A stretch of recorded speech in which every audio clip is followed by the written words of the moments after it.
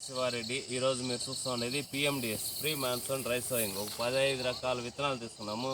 జులుము, జలగ, రాగి, జొన్న, సజ్జ ఇవంతా మనము ఒక ఎకరాకి 15 కేజీల దాకా చల్లుకుంటున్నాము. ఇది దాదాపు 5 ఎకరాలకి బాగా చల్లుకున్న తర్వాత ఈ తొలకరి వర్షాలు స్టార్ట్ అయింది కాబట్టి మేము చల్లుకుంటున్నాము. బాగా ఆ స్టేజ్ పువ్వు స్టేజ్ వచ్చినాక ఇది మనం రోటివేటర్ వేస్తామంటే ఆ ముగ్గ ప్రాసెస్లో మనము ఈ కలుపు విత్తనాలు అనేది ఉడుకు పొట్టి చనిపోతుంది అనమాట. ఎప్పుడైతే కలుపు విత్తనాలు చనిపోతుందో అప్పుడు మనకు కలుపు అనేది టోటల్గా జీరోకి వచ్చేస్తుంది, ముక్కాల భాగం కంట్రోల్కి వచ్చేస్తుంది. అదేవిధంగా దీని సారం ఎలా ఉంటుందంటే దీంట్లో న్యూట్రియన్స్ అన్నీ ఉంటుంది, మైక్రో న్యూట్రియన్స్ అన్ని రకాల న్యూట్రియన్స్ ఉంటుంది. మొక్కకు కావాల్సిన న్యూట్రియన్స్ అంది మనకి మంచి దిగుబడి అనేది వస్తుంది అనమాట.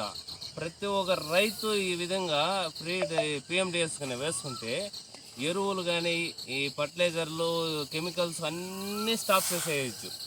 ఇదే చాలు. ఇదే దీనికి కార్బన్ పర్సెంట్ టోటల్గా భూమిలో 1.5-2% వరకు ఇంక్రీజ్ అయిపోయి మంచి క్రాప్స్ వస్తూ ఉంది. చూస్తూనే ఉండండి.